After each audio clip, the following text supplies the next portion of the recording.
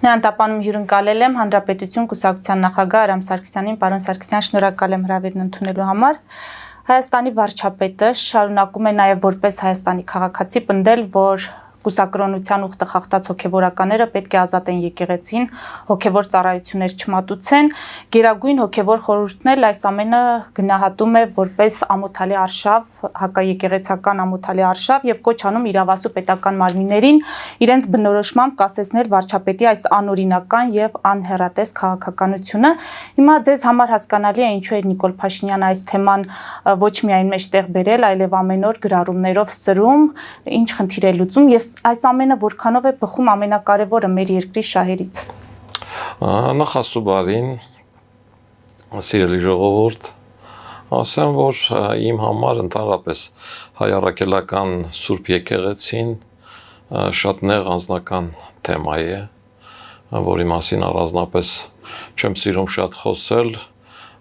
Ես մեղքերի թողության ժամանակ ծնկի եմ իջնում, ես նայում եմ, թե կողքերս ոնց են նայում ինձ, երբ որ ես ծնկի եմ գալի, բայց ես համարում եմ, որ տղամարդը պիտի ծնկի գա միայն Աստծո առաջ։ Ես ամենայն հայոց վեհապար Հայրապետի աչքը համբուրելուց ինձ արտոնյալ եմ զգում, որ ունեցել եմ նման հնարավորություն ամենայն հայոց վեհապար Հայրապետին հասնել ու նրա աչքը համբուրել։ Ասեմ նաև, որ ես մարդկային, ընկերական, լավ հարաբերություններ ունեմ թե Հայաստանի Հանրապետության վարչապետ Նիկոլ Փաշինյանի հետ անցած ճանապարհով, նաև որպես Հայաստանի Հանրապետության վարչապետ եւ թե վեհապար Հայրապետի հետ, ում հետ ոչ հեշտ ժամանակներ, որոշակի պետական պաշտոնում որոշակի գաղտնիքներ եմ խոստովանել խոստովանության մեխանիզմով եւ թե հետագայում նաեւ մարդկային լավ հարաբերություններ եմ պահել։ Եվ այս թեման իմ համար շատ տխուր է, ես չէի ուզենա, որ այս թեման արծացվեր, այս թեման դառնար քննարկման թեմա, բայց կա հարց, որ անդադ մեր հանրության մեջ խոսվում է եկեղեցու, եկեղեցականների վարք ու բարքի կանոնի առումով, առավել եւս վերջին շրջանում, երբ եկեղեցու մի քանի ներկայացուցիչներ ակնհայտ քաղաքական դաշտում էին եւ այդ քաղաքական դաշտում անհարիր կոչեր էին անում, մասնավորապես ասենք Աչապարյանը ասում էր, որ զինվորական հեղաշրջում է անել պետք։ Ասենք, եթե նախկին իշխանությունների որևէ մեկի ժամանակ որևէ եկեղեցական նման բան աներ, ես վստահ եմ, որ հայ առաքելական Սուրբ եկեղեցին միանգամից կպաշտոնազրկեր այդ այլ տարբերակ չերել ունենա։ Այս պարագայում ոչինչ չեն անում։ Հայ առաքելական Սուրբ եկեղեցու սրբազաններից մեկը, չգիտեմ, միջազգային տարբեր կենտրոնների հավանաբար Կիրիենկո երահանգներով ինչ որ ազգայնական գաղափարախոսության վրա թեմաներ է խոսում, ասելով, որ ուր է այստեղ պետություն չկա, եթե պետությունը չի կարողանում իր սահմանները պահել եւ այլը։ Այս նույն բանն է, որ ես էլ ասեմ, որ եթե եկեղեցին չի կարողանում իր հոտը պահել, ու այդ հոտի անդամները գնում են աղանդավոր ու Եհովայի վկա են դառնում, ուր է այստեղ եկեղեցի։ Այսինքն, այս բանավեճը հանրային ընկալման մեջ կար, այս բանավեճը թեժացավ, ու պատասխանելով ձեր հարցին, այս բանավեճը ինչ է տալու, չի տալու ոչինչ, որևէ օգուտ չի տալու ոչ հայ առաքելական Սուրբ եկեղեցուն, ոչ Հայաստանի Հանրապետության կառավարությանն ու իշխանությանը, մասնավորապես Նիկոլ Փաշինյանին, որովհետև Հայաստանի Հանրապետությունում եկեղեցի եւ իշխանություններ խնդիրը սահմանադրությամբ կարգավորված է, նրանք պիտի լինեն տարանջատ եւ այդ տարանջատության մեջ յուրաքանչյուրը պիտի անի իր անելիքը։ Եկեղեցին ահռելի անելիք ունի աղանդների, առավել եւս պատերազմից հետո մեր հոգեբանական այս իրավիճակը ոտքի հանելու, հույսներ շնչելու, սերներ շնչելու, հանդուրժողականություն միմյանց հանդեպ ներշնչելու առումով, քանի որ թշնամանք է աչուձախ,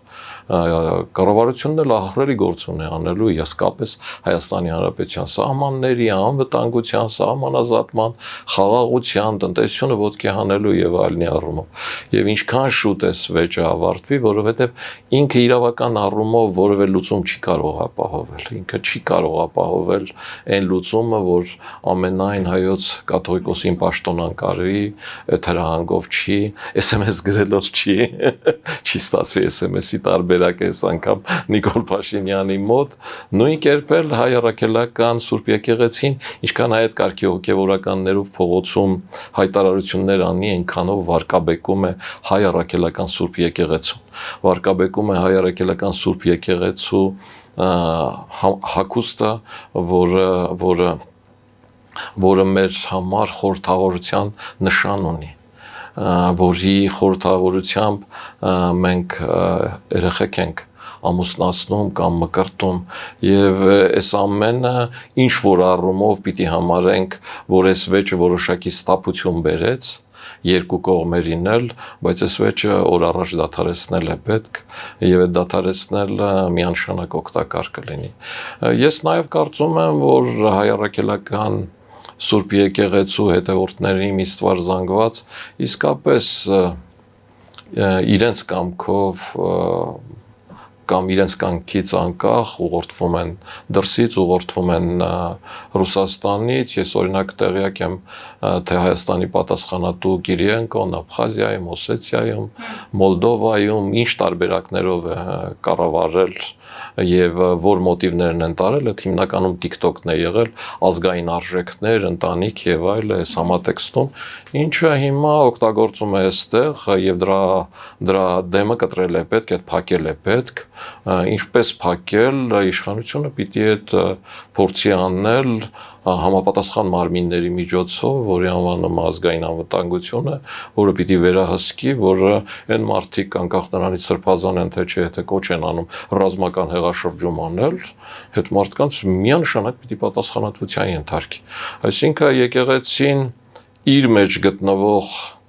քաղաքական գործիչներին պիտի ասի հանեք փիլոններ ու գնացեք քաղաքականությամբ զբաղվեք։ Հակառակ դեպքում այդ թեմայով չպետք է խոսեք։ Հակառակ դեպքում դուք չեք կարող որևէ թեմի առաջնորդ ու սրբազան լինել։ Այ ամբողջ խնդիրը սրանում է։ Իշխանությունն էլ պիտի եկեղեցու ներքին կարգ ու բարքը, ներքին կարգ ու կանոնները, կաթողիկոսի ընտրություն եւ այլ էսբանը։ Կաթողիկոսի զավակ ունենալ, չունենալի դեպ այդ մասով, պարոն Սարգսյան, վարչապետը պնդում է, որ պետք է անհետաձգելիորեն պարզվի այդ հարցը, նա զավակ ունի թե ոչ։ Եթե պարզվի, այսինքն սրանից պետք է հավատավորների դիրքորոշումը փոխվի եւ նույն ձեր դիրքորոշումը ինչպեսին կլինի, ասացիք դուք վեհապարի աչը համբուրում եք, այսինքն եթե պարզվի, որ զավակ ունի, դրանից հետո վերաբերմունքի փոփոխությունը նորմալ է։ Գիտեք ինչ, ես թե Գարեգին առաջինի, թե Գարեգին երկրորդի վեհապար հայրապետների աչը համբուրելուց երբեք չեմ մտածել նրանք զավակ ունեն թե չէ։ Ոչ էլ իմ երեխաների մկրտության կամ հարսանիքի արարողության չեմ նայել տվյալ սրբազանը կուսակրությունը պահում է թե չէ։ Ես հարգել եմ այդ եկեղեցին, հարգել եմ այդ խորանը, հարգել եմ այդ հագուստը, ինձ որպես մարդու հետաքրքրում է այդ եկեղեցու սպասավորը սեր ու հանդուրժողականություն է քարոզում, դեպի Աստված ճանապարհ է քարոզում, Հիսուս Քրիստոսին նմանվել է քարոզում, թե թշնամանք, հակադրություն, ռազմական հեղաշրջում, նման հոգևորականը չի կարող, ես չեմ պատկերացնում քրիստոնյա մարդ, որը ռազմական հեղաշրջում է պահանջում կամ թշնամություն է պահանջում։ Իրենք ում օրինակը որ վերցրել են կուսակրոնությամբ, այսինքն Հիսուս Քրիստոսը ամուսնացած չէր, հետևաբար կուսակրոն էր, հետևաբար իրենք էլ Հիսուս Քրիստոսի հետևորդ են ու պիտի կուսակրոն ունեն, նույն Հիսուս Քրիստոսը բարի սամուրացու օրինակն է պատմում, որ այդ բարի սամուրացին որը չպետք է օգներ հակառակ կրոնի, հակառակ դավանանքի հրեային, որ հրեաները գալի անցնում գնում էին ոչ մեկը ոչինչ չէր անում, նա թալանված էր ու վիրավոր ընկած, իսկ սամուրացին ոչ միայն օգնեց, տարավ ապաստան տվեց, գումարը վճարեց, ասեց եթե կպակասի հաջորդ գալուց էլ կտամ։ Հիմի ով է ավելի Աստծուն մոտիկ։ Այսինքն Աստծուն մոտ է նա, ով խաղաղություն, հանդուրժողականություն, նվիրվածություն, սեր է քարոզում։ Դեպի Քրիստոս ճանապարհը սիրո ճանապարհն է։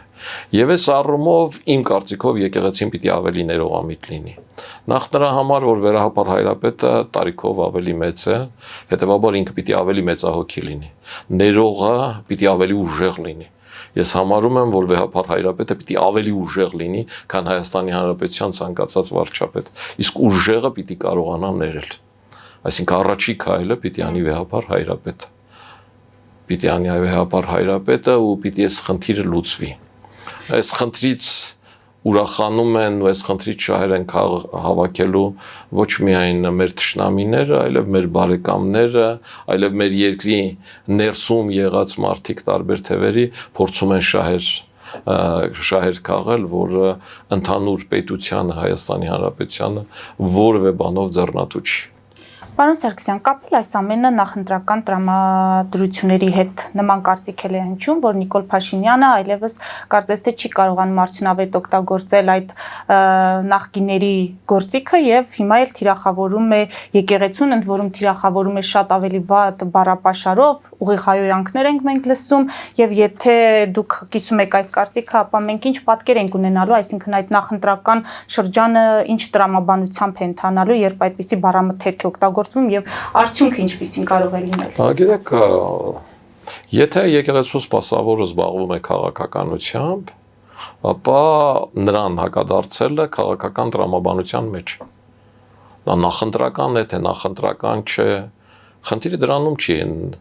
ընտրության հաջորդ օրն արդեն նախընտրական է։ Ընդհանրապես քաղաքականության մեջ այդպես։ Եթե կա եկեղեցու սպասավոր, որն ասում է, հայտարարում է, որ Հայաստանում պիտի ռազմական հեղաշրջում անել, որպեսզի երկիրը փրկել, կա եկեղեցու սպասավոր, ինչ որ սառեցած կամ չսառեցրած տարբեր գույնի փիլոններով ու տարբեր անհետ տեսակետներ ասելով, օրական տարբեր լրատվամիջոցներում նստած ասում է, որ համաժողովրդական սիրո շարժում է սկսելու, երկրում իշխանափոխություն անելու, իսկ թե սիրո շարժումը ինքը ինչ բառապաշարով էր օգտագործում։ Դուք հիշում եք ինքը իմ նկատմամբ ինչ բառապաշար էր օգտագործում։ Դա իր սերը, դա իր հանդուրժողականություն։ Ես օրինակ իրեն ներել եմ։ Ես կարողացել եմ հասնել նրան, որ ինձ վիրավորողների հետ համակերպվել եմ ու կարողացել եմ ներել։ Ինքը սրբազան է չի կարողանում։ Ինքը իր չարության գերին է դարձել, ու այդ չարությունն իրեն կործանելու է։ Ոչ միայն այս կյանքում, քաղաքական կյանքում ինքը զրո արդյունք է գրանցելու, այլև Աստծուն երբ հանդիպի, այնտեղ ասելու բան չի ունենալու։ Պարոն Սարգսյան, օրերի տարբերությամբ մենք տեսանք Հայաստան այցելություններ արտգործնախարարների Ռուսաստանի եւ Ֆրանսիայի, չնայած Լավրովի այցին, ռուսական կողմի այդ ակնկալիքը հյուպատոսություն բացելու կապանում մնում է անարձագանք, ամեն դեպքում Արմեն Գրիգորյանը հայտարարեց, որ այդ թեման ընդամենը քննարկվում է եւ հյուպատոսություն բացելու որոշում չկա։ Մինչդեռ մենք տեսանք Գորիսում Ֆրանսիայի պատվո հյուպատոսի գրասենյակի բացում, նաև նախարարները հայտարարեցին, որ մտադիր են նախապատրաստել ռազմավարական գործընկերություն։ Դուք ինչ դիտարկումներ կանեք այս այցերի հետ կապված, արդյոք Լավրովի Հայաստանում հնչեցրած հայտարարությունների ֆոնին ակնկալել, որ հայ-ֆրանսիական հարաբերությունները կամ այդ մտադրությունները իսկապես մի օր կվերածվեն գործի կամ շոշափելի փաստաթղթի։ Նախ կուզենայի ասել, թող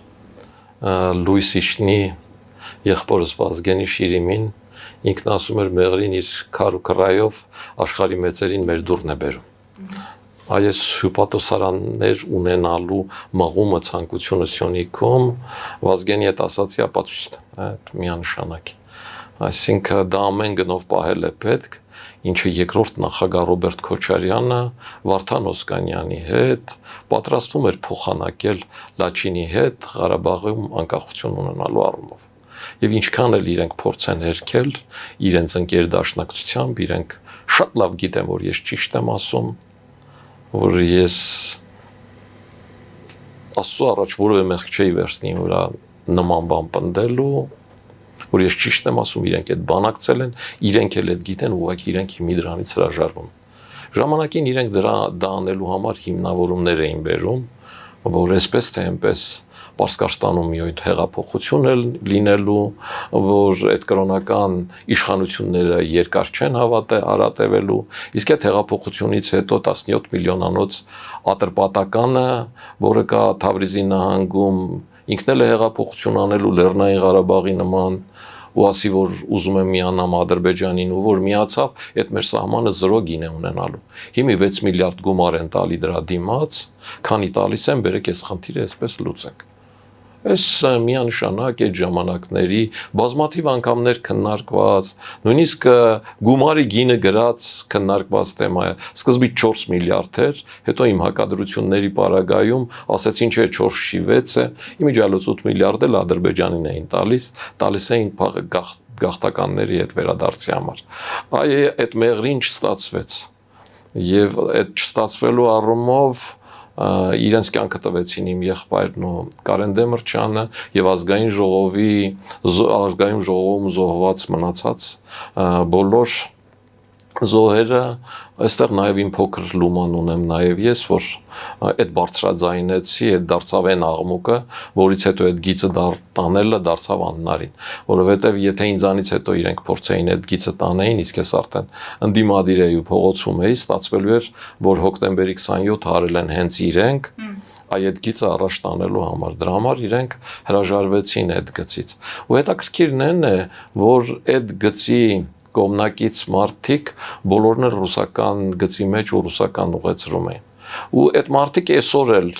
նոյեմբերի 9-ին 9-րդ կետով միջանցքը տալու կողմնակիցները։ Ու այդ մարդիկ են, որ այն ժամանակ ասում են, այս 5 ռոմանտիկների գործ է, Ուչասկովի գործ է, այսօր մեկն էլ կա, որ ասում է այդ պորտքում է եւ սրբազան պորտքում է։ Այսինքն այդ տերորիստի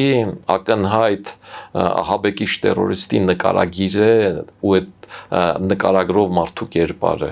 Այդ մարդիկ գործել են այդ սկզբունքով, ուրիշի ձեռքով եւ նման տեսակետ ասողները ուղակի կամ անուղակի հոկտեմբերի 27-ի շահառու են եղել եւ իրենք շահել են դրանից եւ իրենց սրտով է եղել, որ հոկտեմբերի 27-ը եղել է, անկախ նրանից իրենք են պատվիրել թե ոչ։ Հիմա եկեք մեր օրեր հյուպատոսությունների ներկայությունը եւ ոչ ռուսական հյուպատոսության բացումը, սա նշանակում է արդյոք, որ այս իշխանությունը ամեն գնով փորձելու է պաշտպանել Սյունիքը, այդ ձեր ասած այդ ծրագրերը խափանել։ Գիտեք, պատերազմի ծանր պարտությունները Հայաստանին պարտադրում են տարբեր ուղղություններով համակերպվել Ադրբեջանի պահանջների հետ։ Այդպես էր նաև այն ժամանակ, երբ որ մենք էինք հաղթել, ու Ադրբեջանը ստիպված համակերպվում էր մեր պահանջների հետ։ Ադրբեջանը 94 թվականին համաձայնել է զինադատարի փաստաթուղթ ստորագրել, եւ այդ փաստաթղթի ստորագրմանը մասնակցել էր Լեռնային Ղարաբաղի պաշտպանության բանակի հրամանատար Սամվել Բաբայանը։ Այդ պատկերացնում եք չճանաչած իրենց կողմից չճանաչվող պետության պաշտպանության բանակի հրամանատարի հետ իրենք համաձայնում են փաստաթուղթ ստորագրել։ Այդ նվաստացման հավասար բան է։ Ինչի համար գնացին դրան, որ կառուցեն Բաքու ջեհյանը, որ կարողանան խաղաղության ժամանակ կորզել, կարճ ժամանակ կորզել խաղաղության համար, որ կարողանան հարստանալ, ոտքի կանգնել, բանակը ոտքի անել։ Ադրբեջանը այդ ժամանակ 6 միլիոն էր, բայց 40,000 զորակոչ չէր կարողանում անել։ Հայաստանը այդ ժամանակ 60,000 զորակոչ էր կարողանում անել։ Այսինքն բոլորը փախնում էին բանակից։ Այսօր Ալիևը գլուխ է գովում, որ այ տեսեք 44 օրյա պատերազմի ժամանակ մենք 0 դասալիք ենք ունեցել, իսկ Հայաստանը 44 օրվա պատերազմի ժամանակ դուք համարյա զինվորներ չեք օգտագործել։ Դուք օգտագործել եք ռոբոտներ, անօթաչու թռչող սարքեր, որոնք թուրքական բանակի սպաները նստած Կիրովաբադից կառավարել են այդ անօթաչու թռչող սարքերը, օգտագործել եք իսրայելական հեռահար լորյար տիպի հրթիռներ, օգտագործել եք կառավարվող հրթիռներով հրետանի, այսինքն դուք զինվոր չեք օգտագործել եւ սպառազինության նման տարբերություններ, սպառազինության որակի նման տարբերություններ, որ նման հնարավորություն տվեց Ադրբեջանին։ Հիմա տեսեք, այդ տարիներին Ադրբեջանը գնացել է նման զիջման, որ կարողանա խաղաղություն ունենալ ու այդ խաղաղության ընթացքում ոտքի կանգնել։ Հիմա նույնը անում է Հայաստանը։ Տեսականորեն, երբ որ Հայաստանը համաձայնվում է ասենք սահմանազատումը սկսել Տաուշից, այո, դա արդեն զիջում է։ Տեսականորեն, երբ որ Ադրբեջանը անընդհատ հոխորտում է, բայց Հայաստանն ասում է, չէ, ես պատրաստ եմ գալ խաղաղության համաձայնագրի միայն խաղաղություն լինի, այս ամեն ինչում երևում է, որ նա պահանջում է Հայաստան ընդառաջ քայլ է անում խաղաղության հասնելու համար, ժամանակ ձգելու համար։ Ինչի, որտեվ հակառակն անելու պարագայում պատերազմ է, իսկ այդ պատերազմին մենք դեռ պատրաստ չենք։ Ակնհայտ է, չէ, որ մենք դեռ պատրաստ չենք դրան։ Մենք չենք այն, որ ասում էին Տաուշից գալու ենք, գնանք հասնենք մինչև Լեռնային Ղարաբաղ ու հարցնում ես ո՞նց, պատասխանը մեկն է, չէ, կգնանք Վլադիմիր Վլադիմիրիչի մոտ, ինքը ոնց կասին, հենց էլ կանենք։ Բաշար al-Ասադը շաբաթը մեկ գնում էր Վլադիմիր Վլադիմիրիչի մոտ։ Հիմա ընդմիշտ մնացել է այնտեղ։ Լեռնային Ղարաբաղի նախկին երկու ղեկավարները Բակո Սահակյանն ու Արկադի Ղուկասյանը, ում հետ շատ լավ հարաբերություններ եմ ունեցել,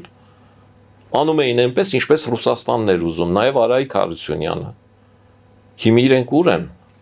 Նույնը լինելու է Ռոբերտ Քոչարյանի հետ։ Եթե Ռոբերտ Քոչարյանը մտածում է, որ ինքը գա ու քիմիա ունի Պուտինի հետ, ու այդ խնդիրները այլ կերպ կլուծվեն, չարաչար սխալվում է, որովհետև Ռուսաստանն ունի շահեր ու այսօր այդ շահերը չի համընկնում Հայաստանի շահերի հետ։ Չի համընկնում ուղղակի։ Բաշար al-Ասադի ու Վլադիմիր Վլադիմիրի Պուտինի միջև եղած քիմիան անհամեմատ ավելի մեծ էր, որտեղ ինքը Տարտոսում նաև ռազմական նավատորմ ուներ։ Ինքը դուրս է եկել միջերկրական ծովից, ինքը այնտեղ երկու բազաներն է Սիրիայի թողել։ Սիրիան համարյա դառնում էր վերջին սովետների վերջի տարիներին Ռուսաստանի Հանրապետություն էր դառնում, ասենք, սովետական միության ինչ-որ մաս էր դա։ Այդ մերձավոր արևելքից ամբողջությամբ դուրս է եկել, այս Կովկասից էլ է դուրս գալու։ Ու այս համատեքստում, ասենք, երբ որ Լավրովները գալիս են ու ուզում են, որ մենք պահանջենք, որ մենք անենք այնպես, ինչպես անում էինք, ասենք, 1992, 93, 94 թվականից հետո, այդ անհետ է, այդ մարդիկ ծերացել են, մնացել են նույն տեղում։ Հիմա 94 թիվը չի։ Հիմա 2025 թիվն է, ու իրենք էլ իրենց չեն պահել այնպես։ Եթե իրենք իրենց կպահեին այնպես, ինչպես այն ժամանակ էին պահում, այսօր այդ պահանջելու խնդիրը չէր առաջանա, այսօր ֆրանսիական հուպատոսություն ունենալու խնդիրը չէր առաջանա, բայց իրենք իրենց այդպես չեն պահել։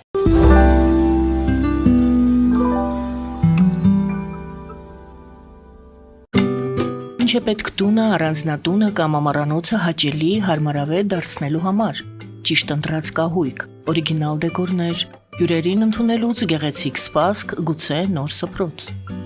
60-ից ավելի ճանաչված եվրոպական բրենդների ինքնատիպ, չկրկնվող եւ մատչելի ընտրանին Fortuna Home and Country House խանութ սրահում։ Նորավոճ սպասք եւ կահույք հորեկա բնագավառի համար, տեքստիլ, տնտեսական ապրանքներ, ամեն ինչ գեղեցիկ կյանքի համար։ Ընտրեք այն, ինչ վաղուց փնտրում էիք Fortuna Home and Country House-ում, ձեզ համար եւ որպես նվեր ձեր մտերիմների համար։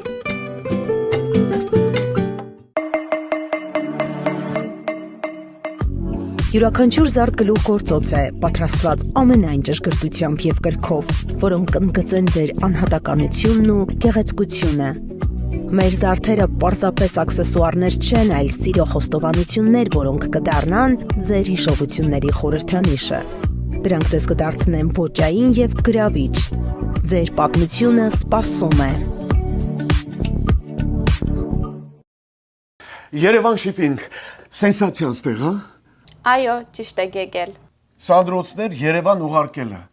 $2.99 օթանավով։ Այո։ Իսկ եթե դոլար ուղարկես, դոլար ստանան։ 1%, հա։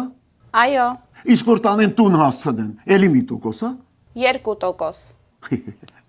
Երասը ծրի է, էլի։ Ժողովուրդ սենսացիա, ծրի է։ Նորթ Հոլիվուդ կալենդել։ Jackpot հագուստի վաճառակենտրոնը վերաբացվել է Թահանգա քաղաքում։ Նոր տեսականի, նոր արժեքներով ու նոր զեղչերով։ Եվրոպական հագուստ եւ կոշկեղեն կանանց, տղամարդկանց եւ երեխաների համար։ Օծանելիք, ճամպրուկներ, պայուսակներ, գիշերանոցներ, գոտիներ եւ դրամապանակներ։ Մեծ ապրանքատեսականի, մեծ զեղչերով։ Համեցեք Jackpot Թահանգայում։ Հասցեն 7057 Foothill Boulevard։ Հեռախոս 818 813 2252։ Jackpot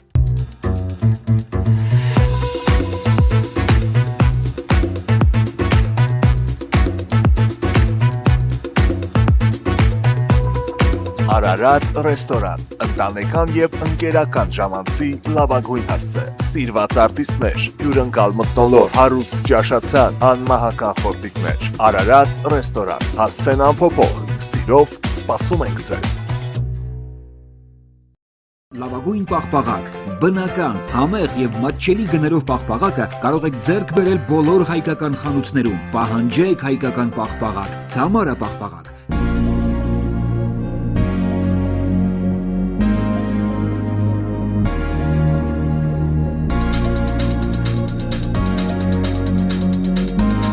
Տպագրեք ձեր գիրքը նոյան տապան տպագրատանը, ինչպես նաև թերթեր, ամսագրեր, բուկլետներ եւ այլն։ Հասցեն քաղաք Երևան, Իսահակյան 28 առաջին հարկ։ Հեռախոս Հայաստանից +374 55 50 90 52, ԱՄՆ-ից 818 967 567։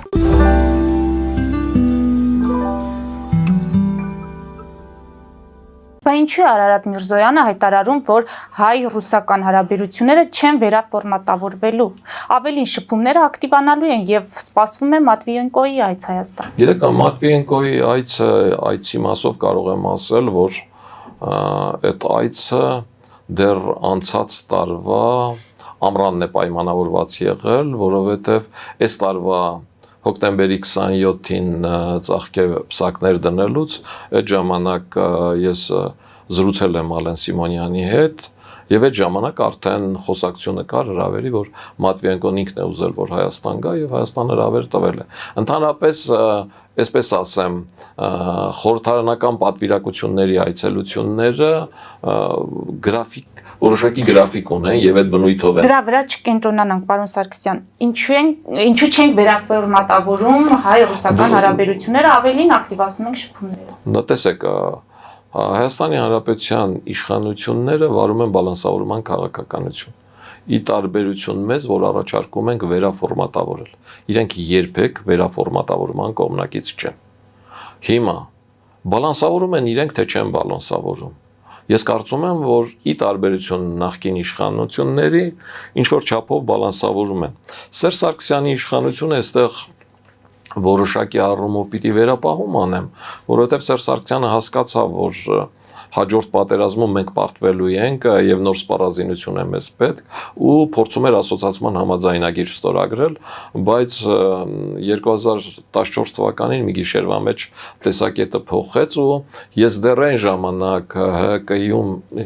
ընկերներ ունեի ու հիմա էլ ունեմ ու քաղաքական մոտեցումների տարբերությունը ինչի խանգարում այդ մարդկանց ընկեր համարել։ Իրենք ամբողջությամբ ռուսական գիծ են ընդունում, բայց ես այդ մարդկանց չեմ համարում ռուսական գծի գործակալ, որովհետև այդ իրենց համոզմունքն է։ Ուրիշ խնդիր Քոչարյանական թևի կամ այդ սրբազանների, որտեղ ես համարում եմ, որ կապերն ուրիշ տեղից են, որտեղ իրենց այդ այդքան էլ չի հետաքրքրում։ Հիմա ես այն ժամանակ իրենցից լսել եմ, որ մասնավորապես Ռուսաստանը կոնկրետ բան է դրել Սերժ Սարգսյանի առաջ պատերազմի եւ Լեռնային Ղարաբաղի կորստի խնդիր է դրել։ Եվ դրա համար Սերժ Սարգսյանը հաջորդ օրը հայտարարեց, որ ինքը նախընտրում է անվտանգությունը տնտեսությունից։ Հիմա այս պարագայում Հայաստանի Հանրապետության իշխանությունները ի տարբերություն նախորդների քայլեր են արել։ Հիմա ես ու դուք երբ որ գնում ենք դուրս հետ վերադառնալուց մեզ ռուսական հատուկ ծառայությունների սպաները չեն ստուգում, մեզ չեն հարցնում, իսկ ինչ նպատակով էիք մեկնել։ Ենթադրենք Բուլղարիա, որ մենք էլ ասենք գնացել էինք, որ ծովափում մի քիչ հանգստանանք։ Չեն հարցնում, բայց տվյալներն ունեն, պարոն Սարգսյան ասում։ Դա այդ ուրիշ խնդիր է, տվյալներն ունեն, որտեղ նախկիններն են թողել։ Այս իշխանությունները իրենց հանեցին, չէ՞։ Դա նշանակում է, չէ, որ իրենք որոշակի առումով Հայաստանի Հանրապետության արտաքին քաղաքականությունը դիվերսիֆիկացնում են։ Այսօրվա պարագայում Հայաստանի Հանրապետության եւ Ադրբեջանի Հանրապետության սահմանների մշտադիտարկումն անում են եվրոդիտորդները։ Դրանից բողոքում է Ռուսաստանը, ասում են իրենք լրտեսներ են, բողոքում է Ադրբեջանը, ասում են լրտեսներ են, այն նրանք էլ ովքեր որ ասում են այ որ մենք գանք Ռուսաստանի հետ սերտացնենք, իրենք շատ լավ հասկանում են, որ եկան նրանց պիտի ասեն թողեք գնացեք։ Այսինքն եվրոդիտորդները պետքա գնան, պետք է Սյունիքում, չգիտեմ, հյուպատոսարան չլինի, տես Սյունիքում Ֆրանսիային հյուպատոսություն տալը, այդ նշանակում է որ դիվերսիֆիկացնում են, չէ՞։ Իսկ ռազմավարական գործընկերության մասով դուք կոնկրետ ակնկալիք ունեք։ դա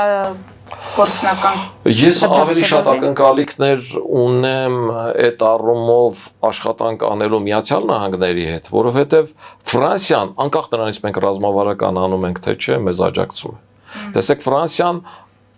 բացի այն, որ Հայաստանի Հանրապետությանը, որը ՀԱՊԿ անդամ է, զենք է վաճառում, Ֆրանսիան հիման արդեն Հայաստանի Հանրապետությանը որոշել է, որ պիտի վաճառի հակաօդային պաշտպանության զինատեսակներ։ Այսինքն Հայաստանի Հանրապետությունը լինելով Ռուսաստանի հետ համատեղ հակաօդային պաշտպանության համակարգում, Ֆրանսիան այդ ամեն ինչը դնում է մի կողմ, մեզ հակաօդային պաշտպանության սպառազինություն է մատակարարում։ Այսինքն Ֆրանսիան ինքը տարածաշրջանով Հայաստանով, Իրանով ամենաշահագրգռված երկիրն է։ Եվ անկախ նրանից Հայաստանի իշխանությունները Նիկոլ Փաշինյանն է թե ով է, եթե ամբողջությամբ ռուսական համատեքստում չի, Ֆրանսիան այդ աշխատանքն անելու է, որովհետև իր շահերից է բխում իր հետաքրքրությունների շրջանակում։ Միացյալ Նահանգների հետ մենք պիտի այդ աշխատանքն անենք։ Միացյալ Նահանգների նախագահն ասաց, որ նախկինում ստորագրած ռազմավարական գործընկերության խարտիայի փաստաթղթի առումով մենք սպասում ենք Հայաստանի Հանրապետության առաջարկություններին։ Ու այստեղ է, որ Հայաստանի Հանրապետության իշխանությունները պիտի այդ ռազմական պարամետրը մտցնեն եւ այդ առումով բազմաթիվ առաջարկություններ անեն։ Իսկ այդ պարամետրը մտցնելու լավագույն տարբերակը առաջին հերթին տնտեսական հետաքրքրությունները մեծացնելն է։ Տեսեք, Թրամփ Ուկրաինայից անդադ ինչ էր պնդում։ Ասում էր բազմամետաղային հանքավայրերը տվեք մեզ։ Այդ փաստաթուղթը ստորագրեք, որ ես իմ ժողովրդին ասեմ, որ ես այդտեղ փող եմ դնում, այդ փողը ինչ որ կա առումով հետ է գալու։ Հիմա մենք կարող ենք առաջարկել, չէ՞, որ մեր ասենք ունեցած բազմամետաղային հանքավայրերը տալիս ենք ձեզ։ Իսկ մենք այդպիսի բազմամետաղային հանքավայրեր ունենք։ Նաև այդ բազմամետաղներից կան մեր պոչամբարներում։ Ու այստեղ Հայաստանի իշխանությունները լուրջ անելիք ունեն։ Եվ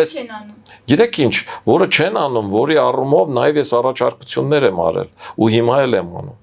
Ասենք սովորական բան, Հայաստանի Հանրապետության վարչապետը այն ժամանակ Ելգդաշինքով Երևան քաղաքի ավականու առաջին համարն էր եւ քաղաքապետի մեր տեխնացուն։ Ու իր նախընտրական ծրագրում ինչ էր գրած։ Գրված էր, որ Արամ Մանուկյանի տունը Արամ Մանուկյան փողոցի վրա պիտի վերանորոգվի, կառուցվի ու սարքվի որպես առաջին հանրապետության սկզբի առաջի վարչապետի թանգարան։ Այսօր արդեն Հայաստանի Նիկոլ Փաշինյանը ոչ միայն Երևանի քաղաքապետ, այլև 7 տարի Հայաստանի Հանրապետության վարչապետ է։ Իսկ այդ տան մեջ ծառ է աչում։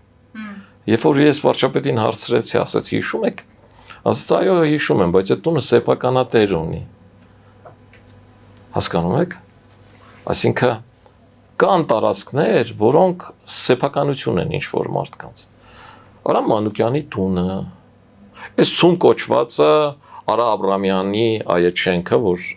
Երևանի կենտրոնում սրտում մնացել է չօգտագործվող, իսկ կողքը ահռելի մեծ շինարարական փոս է փորած, ու քամին մտնում այդ փոշին բարձրացնում է, չգիտեմ ես իմ ուր։ Նույն կերպ ասենք արտգործնախարարության կողքին տարածք կա, որը պատկանում է Վաչե Մանուկյանին։ Այսպիսի բազմաթիվ տարածքներ կան, նույնն է նաև Քաջարանի պոչահանքերը, որը 14 թվականին սեփականաշնորհել են ինչ որ արյուծիկ ՍՊ-ի, որը ովքեր են, ինչ են, գիտեմ որ 50,000 դրամ ունեն հաշվի համար, իսկ այդտեղ միլիարդներ են։ Աստված չանի այդ դամբային մի բան լինի, Հայաստանի վրա եկած տուգանքները տասնյակ միլիարդներ կլինեն, որովհետև այդ լսվելու է Արաքս, հասնելու է Թուրքիա, ու մենք պիտի մոռանանք ընդհանրապես լեռնամետալուրգիայի ու հանքարդյունաբերության մասին։ Այսինքն Հայաստանի Հանրապետության իշխանությունները հիմի արդեն պիտի օրենք ընդունեն, որ այն մարդիկ, ովքեր այդ բաները սեփականություն են վերցրել, կամ այսքան ժամանակում սկսում են այդ տարածքում աշխատանքներ անել, ասենք այդ Արա Մանուկյանի տանտերը կամ Արա Աբրամյանը գալիս է ցումը վերագործարկում է, նույնն այն հայրենիք հանրախանութն է երրորդ մասի խաչմերուկում։ Դրանք շատ լուրջ շենքեր են մեր քաղաքի հետ բնական կապ ունեցող ու այս վիճակում, այսինքն Ազգային ժողովում էլ այսօր բարեբախտաբար կամ չգիտեմ դժբախտաբար իմ կարծիքով բարեբախտաբար ԿՊ-ն մեծամասնություն ունի եւ այդ օրենքները սեղմող, կոճակները սեղմող падգամավորներ ունի։ Այդ օրենքները թողանեն, տանեն ազգային ժողովում հաստատեն Եվ այդ մարդկանց պարտադրենք կամ այսքան ժամանակում այդ վերծրած տարածքում այն ինչ պարտավորությունները ինչ որ վերծրել եք սեփականության ժամանակ կատարում եք կամ դա օրենքի ուժով ձեզանից հետա վերցվում։ Չի կարելի քաղաքը թողել այս վիճակում։ Չի կարելի Հայաստանի Հանրապետության պոճամբարները, որտեղ Հայաստանի բյուջեից 3 անգամ ավել մետաղների պարունակություն կա, թողել ինչ որ, չգիտեմ, Մարիուցիկ թե Արծվիկ ՍՊ-ի, որը 14 թվին նախկինները, չգիտեմ, ինչ նկատառումներով ու ինչ մղումներով սեփականաշնորհել են։ Որն էլ համոզված եմ, որ այդտեղ որևէ աշխատանք չի արել։ Առ այսօր նույնիսկ այնքան խելք չեն ունեցել, որ այդտեղից կորզում անեն, օգուտ ունենան։ Այսինքն մենք բազմաթիվ ոլորտներ ունենք, ինչի համեմատեցի, որ հենց քաղաքի կենտրոնում մեր աչքի առաջ ամեն օր գնում գալիս ենք այդ Ցումի կողքով, այդ Արամ Մանուկյանի տան կողքով։ Ու տեսեք քանի տարի, ել դաշինքից սկսած դրանից առաջ, նույնն էլ այդ պոչամբարների, որ այդպես մնացել ու մենք դրա հետ հաշտվել ենք։ Մենք առաջինը չպետք է հաշտվենք սրա հետ։ Պարոն Սարգսյան, ամփոփենք մեր հարցազրույցը Հայաստանի վարչապետ այսօր 2024 թվականի բյուջեի այդ կատարողականների հաշվետվությունը ներկայացնելիս նշել է, որ Հայաստանում սկսել են ավելի լավ ապրել 50%-ով, ավելի լավ են ապրում, քան 2018 թվականին ստեղծվել են աշխատատեղեր։ Հիմա սա համոզիչ փաստարկ է, դուք նախ այս վարչապետի վիճակագրության հետ համաձայն եք թե ոչ, եւ այսպիսի վիճակագրությամբ քվեներ կստանա Նիկոլ Փաշինյանը կամ վստահություն կստանա հայ ժողովրդին։ Գիտեք, խնդիրը հետեւյալ բանում է, որ թվերը, որ ներկայացնում է Նիկոլ Փաշինյանը, մասնավորապես գործազրկության մասով, դրան հավատալ չհավատալու տարբերակը ստուգելը շատ հեշտ է, որովհետև եթե ներկայացվում է, որ այսքան մարդ աշխատում է, նշանակում է այդքան մարդ կենսաթոշակային ֆոնդ գումար է մուծել։ Անհնարին է, որ դու աշխատես ու կենսաթոշակային։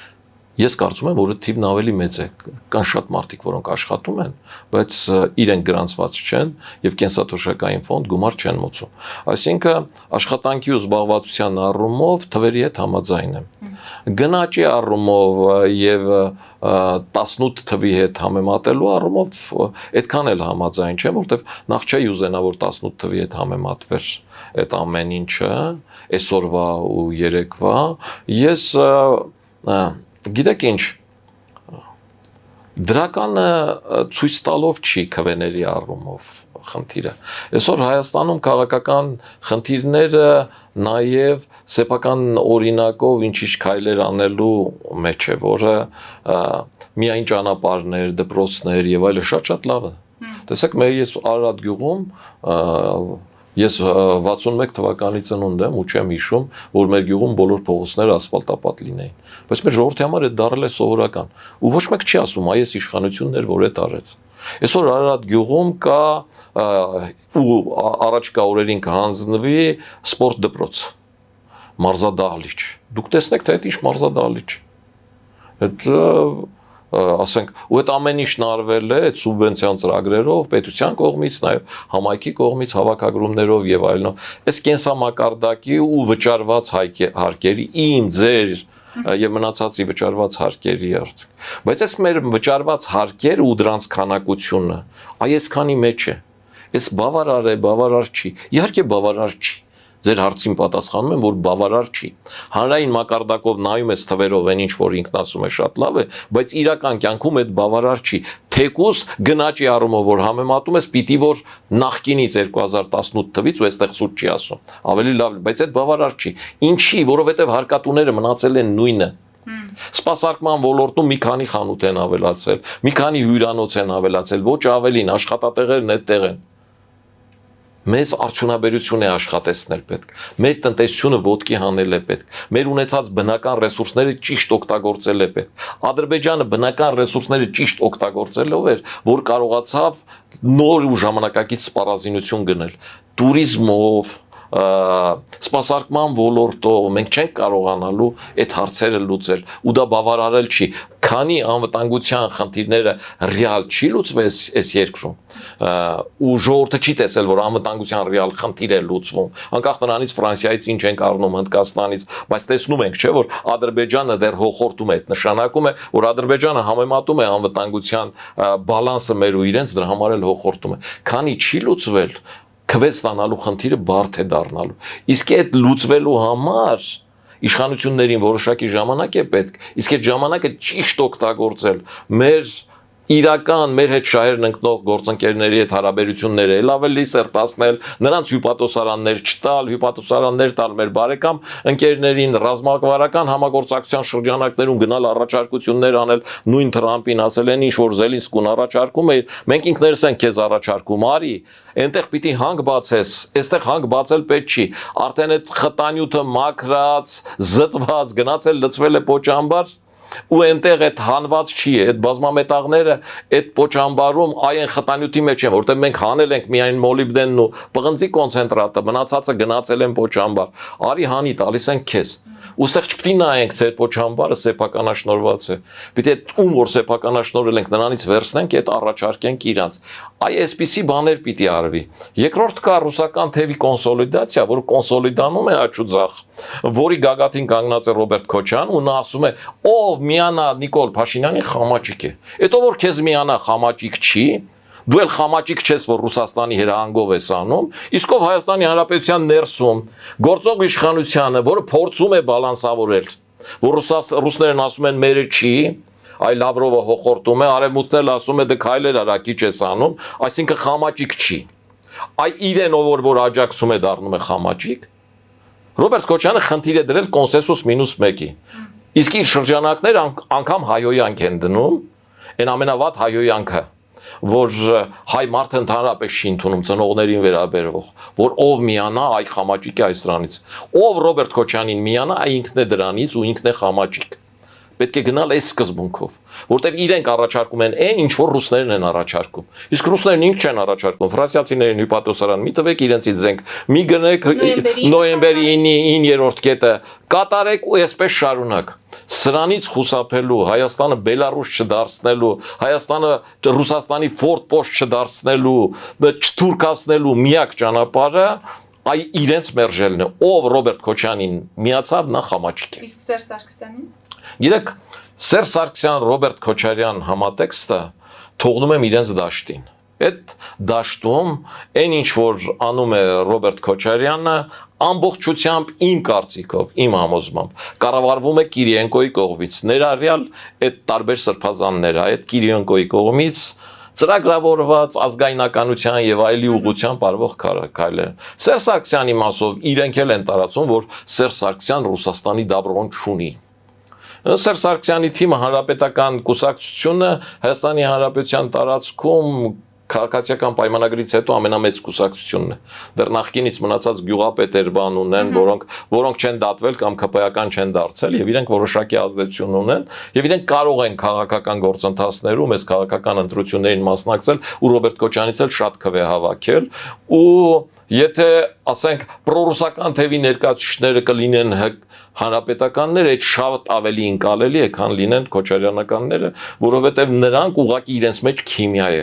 Այդ քիմիան այլ տիպի կապեր է, որոնց ես կատեգորիկ դեմ եմ։